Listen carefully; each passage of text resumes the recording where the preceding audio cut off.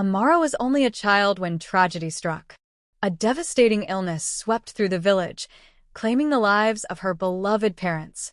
Left with no family except for her late mother's estranged sister, Aunt Binta, Amara was forced into a home where love was absent and cruelty thrived. Aunt Binta saw Amara as nothing more than an unwanted responsibility, an extra mouth to feed. She despised the girl's blindness, believing it made her useless. From dawn until dusk, Amara was burdened with endless chores, sweeping, cooking, fetching water, and scrubbing the floors until her delicate hands bled. Yet, no matter how hard she worked, it was never enough. Her cousins, Adia and Kemi, were no different from their mother. They took pleasure in tormenting Amara, tripping her as she walked, hiding her few belongings, and whispering cruel taunts in her ears. "A blind girl like you are good for nothing," they sneered. Their laughter echoed in her ears, cutting deeper than any wound. Despite their wickedness, Amara never retaliated. Her spirit remained unbroken, her heart as pure as gold. In the darkest moments, she found solace in the warmth of the sun against her skin, in the soothing sounds of the wind rustling through the trees. At night, she whispered to the stars, imagining they were her parents watching over her. One fateful afternoon, while carrying a heavy pot of water from the village stream, she stumbled over a loose stone and fell hard, the water spilling all over her tattered dress. As she struggled to gather herself, she heard a gentle yet firm voice says, "Are you hurt?" That voice belonged to none other than Prince Obina. He had been out hunting with his guards when he witnessed the cruel laughter of some villagers who had seen her fall. Unlike the others, he did not mock her. Instead, he reached out a hand and helped her up. Amara could not see his face, but she could feel the kindness in his touch. Something stirred within the prince. He had met many women, but none had the quiet strength that Amara possessed. She did not complain about her suffering. Instead, she carried her burdens with grace. Her resilience and beauty, both inside and out, captivated him in a way he had never known before. He found himself returning to the village stream day after day, seeking her out, talking with her, learning about her world. He listened as she described how she saw things through sound, touch, and feeling. Each day, his admiration for her grew. But as whispers of their growing friendship spread, trouble brewed in the palace. When the Queen Mother, Queen Yuzo, heard that her only son was interested in a blind orphan, her fury knew no bounds. "A blind girl? She is not fit to be a princess," she roared.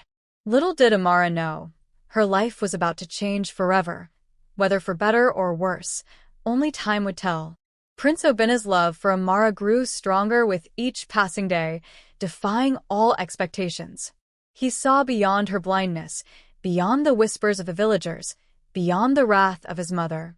To him, she was a beacon of grace and resilience, a woman whose soul shone brighter than any jewel in the kingdom.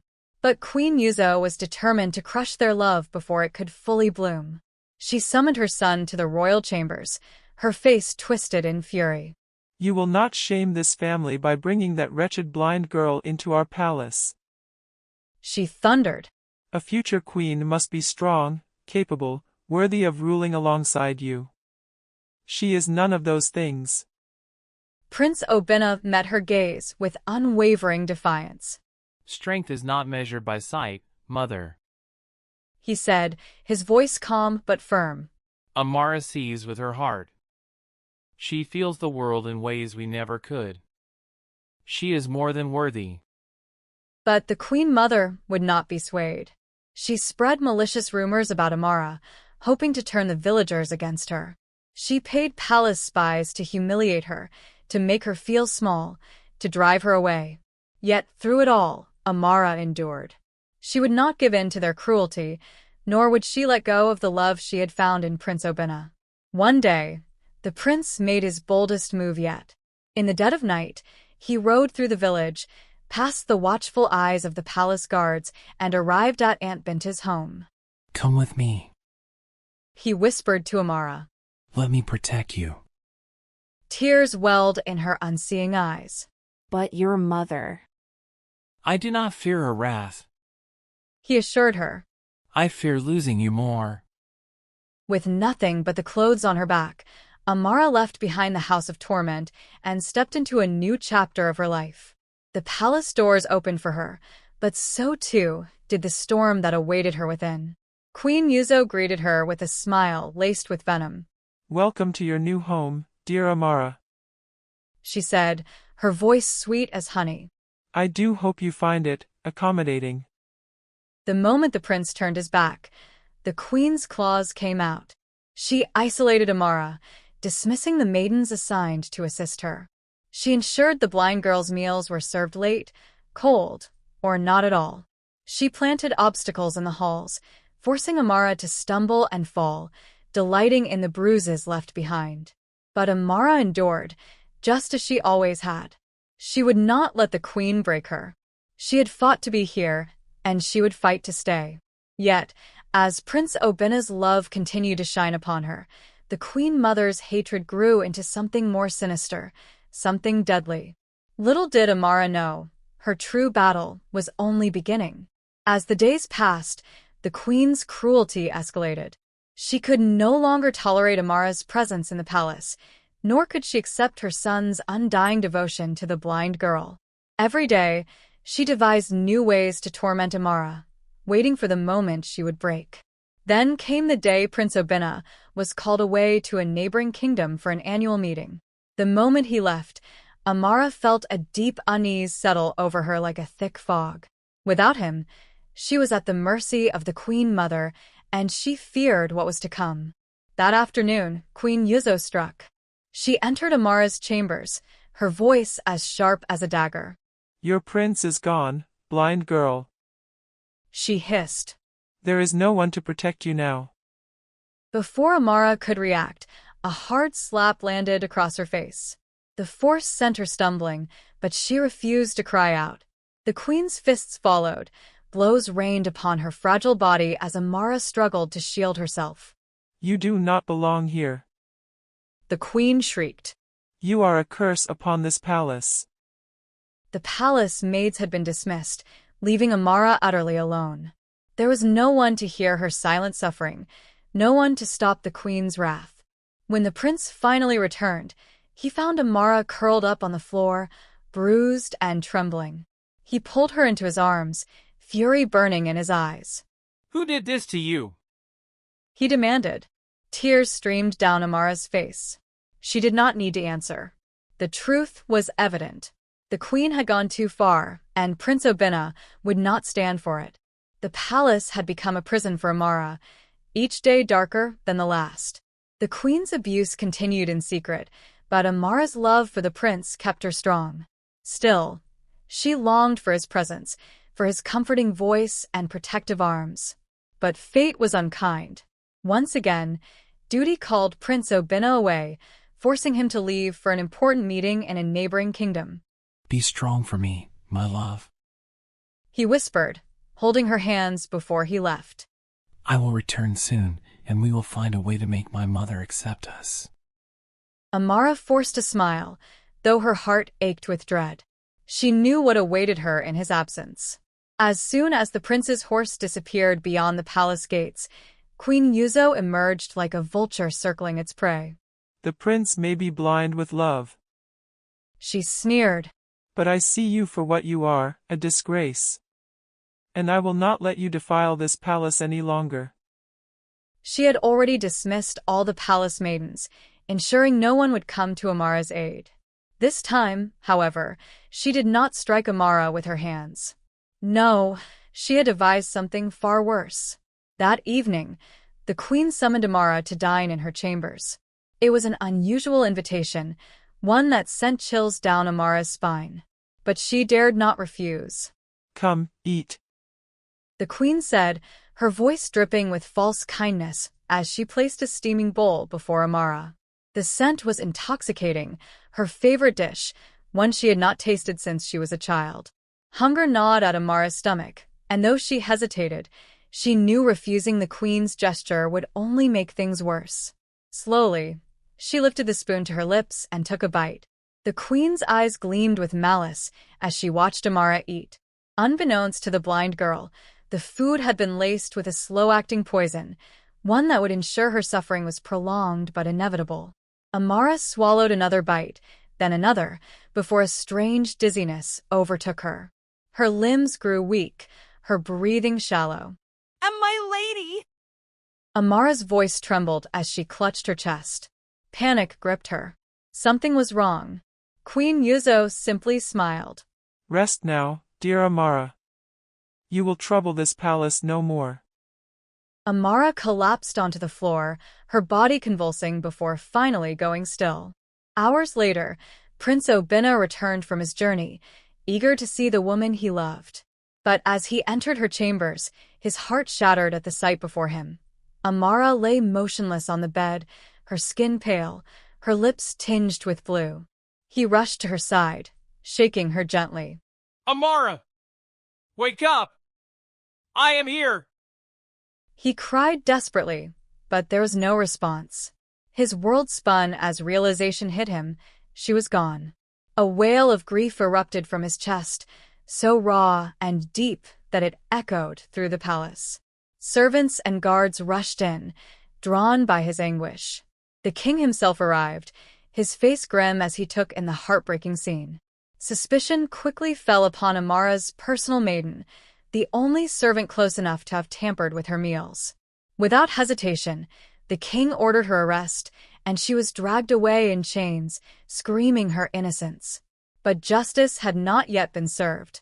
The true monster still roamed the palace halls, her wicked smile hidden behind a mask of sorrow.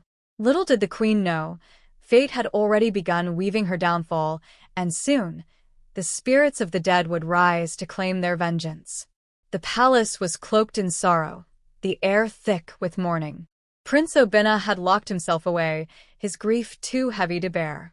The love of his life was gone, taken from him in the cruelest way imaginable. His once vibrant spirit had withered, replaced by a shadow of despair. But beyond the veil of the living, Amara's soul did not rest. Days after her burial, an unease settled over the palace. Whispers filled the corridors, servants spoke of strange occurrences, cold gusts of wind in closed rooms, flickering lamps, eerie wails echoing through the night. Some claimed to have seen a faint figure, a silhouette draped in white, wandering the halls. Fear crept into the hearts of all who lived within the palace walls. Then, tragedy struck. The queen's health began to decline. At first, it was nothing more than dizziness, a mere inconvenience. But soon, her body weakened.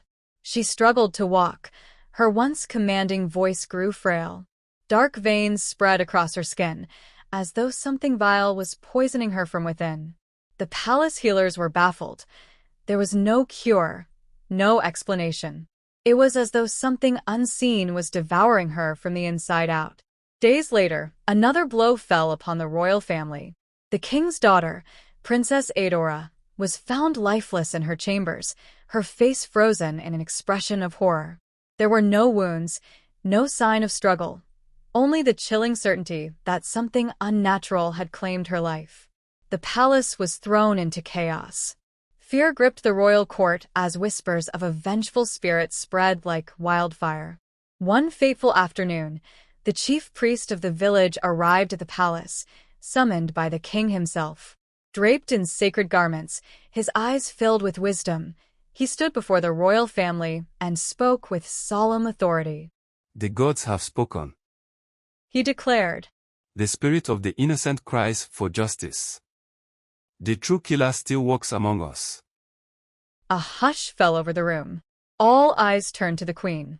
Her breath came in ragged gasps, sweat beading on her forehead. Lies. She shrieked, her voice hoarse with desperation. But the weight of guilt pressed upon her, an invisible force that squeezed the truth from her soul. I did it. She suddenly screamed, collapsing onto the floor. I poisoned her. I wanted her gone. I would not let my son throw away his future for a blind girl. The confession sent shockwaves through the palace. Gasps filled the air as the guards seized the trembling queen. But before judgment could be passed, her body convulsed violently. She clutched her throat, her eyes wide with terror, as an unseen force seemed to choke the life from her. A blood-curdling scream tore from her lips before she collapsed, lifeless. A stunned silence followed. The queen was dead. Prince Obinna could not believe what he had witnessed. His mother, the one who had caused so much pain, was gone, but it did not bring him peace. The love of his life was still lost to him, and no act of justice could bring her back. The king, filled with regret and shame, immediately ordered the release of Amara's personal maiden, the innocent woman who had been wrongly accused. She was compensated generously, but no amount of wealth could undo the suffering she had endured. The king then gathered the people of the village and, with a heavy heart, publicly admitted his family's wrongdoing. He sought the forgiveness of his people, vowing to rule with wisdom and justice from that day forward. As for Prince Obinna, his heart remained broken beyond repair. The palace, once his home, now felt like a tomb of sorrow. Unable to bear the memories, he made a fateful decision. He would leave. He would travel far from the kingdom, away from the ghosts of his past, in search of peace. And so, on a quiet morning, he mounted his horse and rode away, disappearing into the horizon. The village never forgot Amara. Her story lived on, a tale of love, cruelty, and justice. And though her life had been cut short, her spirit had spoken, loud and clear. Justice had been served.